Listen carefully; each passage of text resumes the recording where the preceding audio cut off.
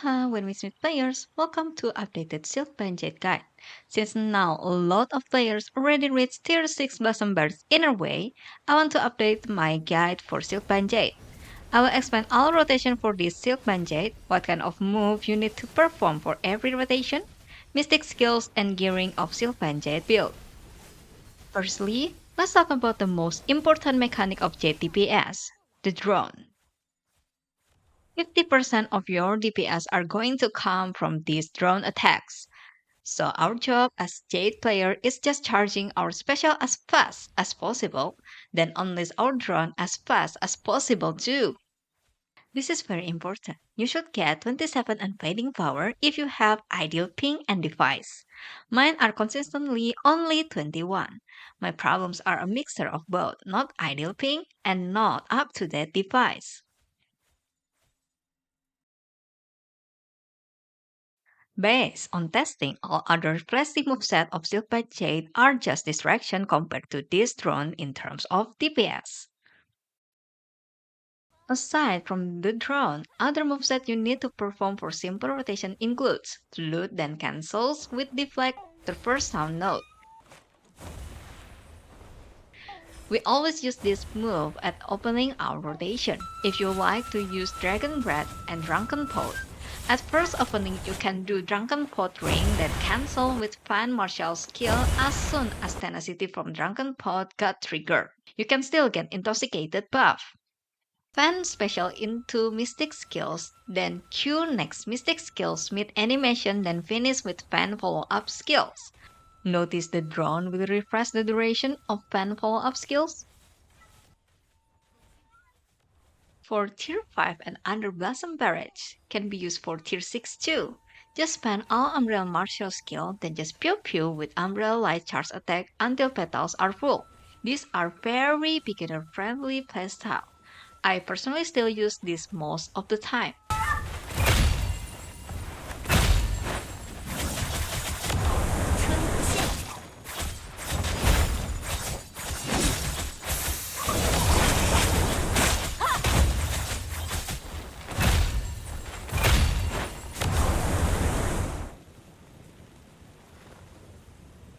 Now, if you are tryhard and have Blossom Berries at tier 6, you should try ground rotation for Jade. If you are not a tryhard, just use the previous rotation. Before we dive into tier 6 ground rotation, you need to know the most efficient way to charge drone batteries are through Umbrella heavy attack into light attack. If your ping are low enough, which looks like this. You should practice this moveset first, since there are timing when you should press your light attack. Here's an example of wrong timing and correct timing. If you press both heavy attack then light attack too fast, it won't activate. If you press too late, it will do normal light attack animation. You can, however, cue the light attack, so after pressing heavy attack, you can spam press light attack.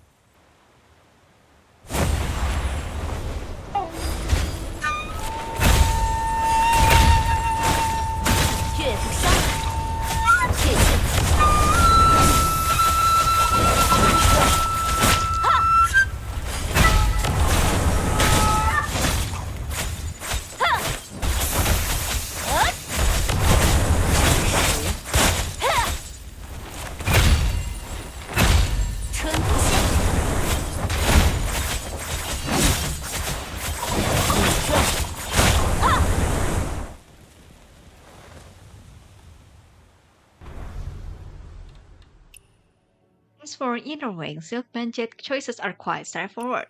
Here's what I like to use if I play as Silkbind Jade user.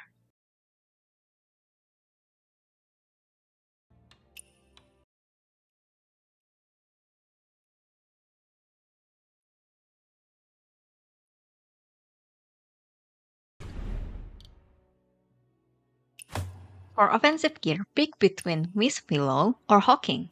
If you have 80% plus crit with 15 to 20% ability, go with Miss Willow. If your crit are around 70 to 75% and 25% affinity, go with Hawking.